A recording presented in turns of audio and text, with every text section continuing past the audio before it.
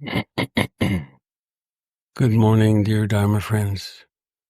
Well, here we are, alive again or still. I want to begin, as I often do, with a poem. This morning I just opened up my poetry archive and this poem leapt out at me. I find it very comforting.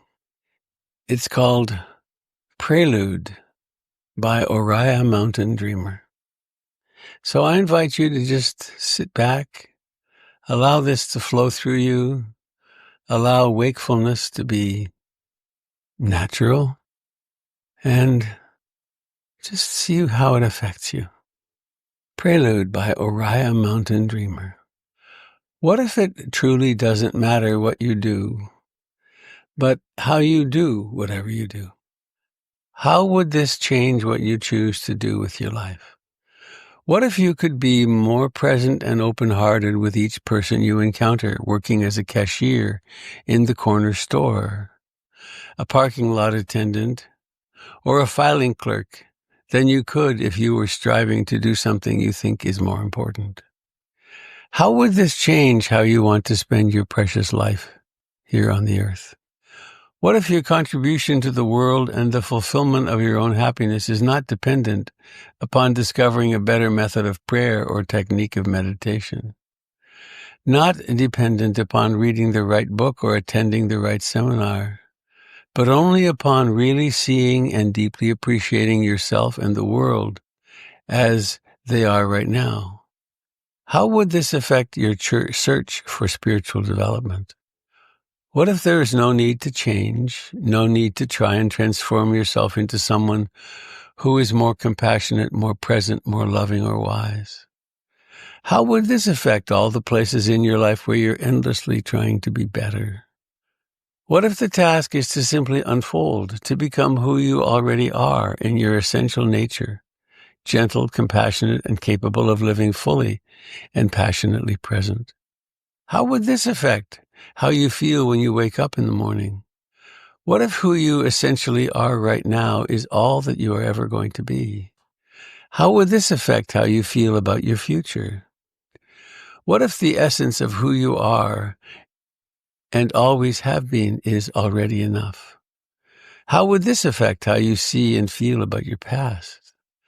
What if the question is not, why am I so infrequently the person I want to be, but why do I so infrequently want to be the person I really am? How would this change what you think you have to learn? What if becoming who and what we truly are happens not through striving and trying, but by recognizing and receiving the people and places and practices that offer us the warmth of encouragement we need to unfold? How would this shape the choices you have to make about how to spend today? What if you knew that the impulse to move in a way that creates beauty in the world will arise from deep within and guide you every time you simply pay attention and wait?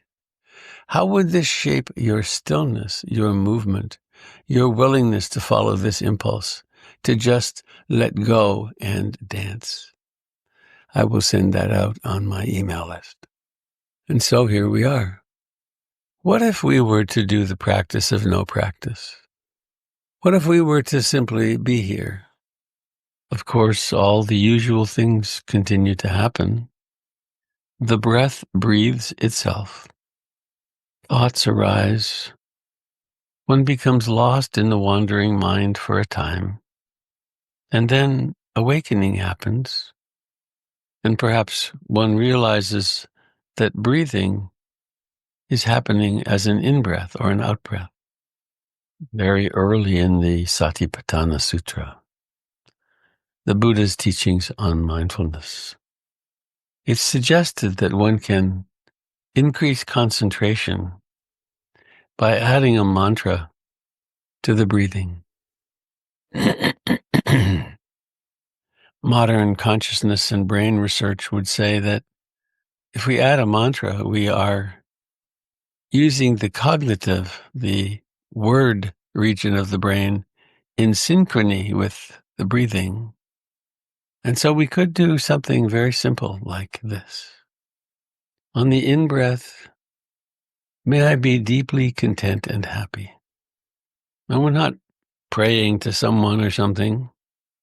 We're just bringing up the possibility that in this moment, contentment and ease, may be better, are possible. And on the out-breath, may all living beings be content and at ease. And so we begin to inhabit a world, a universe, which is characterized by a responding to the longing we all have. May I be content and at ease on the in-breath. May all living beings be content and at ease on the out-breath. May I be content and at ease. It doesn't mean we don't pay attention to breathing. This is an addition. Of course, the mind still has its tendencies to wander, and that doesn't matter. Each breath has its beginning. May I be content and at ease. On the out-breath, may all beings know contentment and ease. There's nowhere to get to. There's nothing to improve. That, in its simple self-evidence, is a great harmonizer of mind, a great reducer of anxiety. There is an in-breath and the chest and abdomen rise. There are sensations at the nostrils. May I be content and at ease. May all beings be content and at ease. And you can experiment with what the love mantra could be. It might be, may I be free from fear. May all beings be free from fear. And we're not trying to impose anything upon the mind. We're offering this as a gift. You know what it's like to be free from fear because it happens sometimes. Mostly we don't notice. Inhabiting each breath fully. On the in-breath, may I live with ease and grace. On the out-breath, and so may all beings live with ease and grace.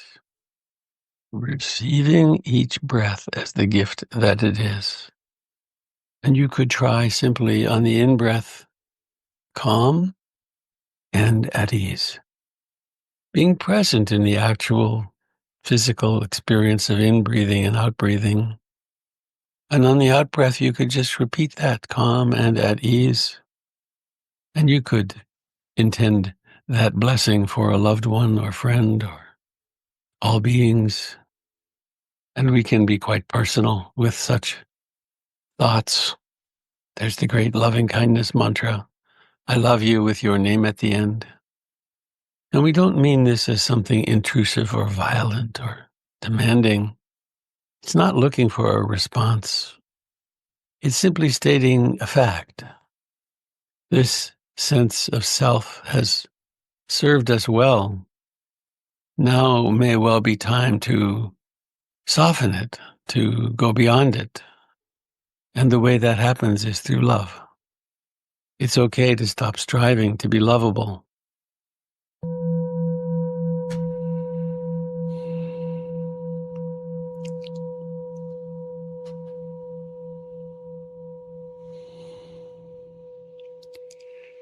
May all beings everywhere share in the merits of our practice. May we carry mindfulness and love and compassion with us in all of our activities today and in the future.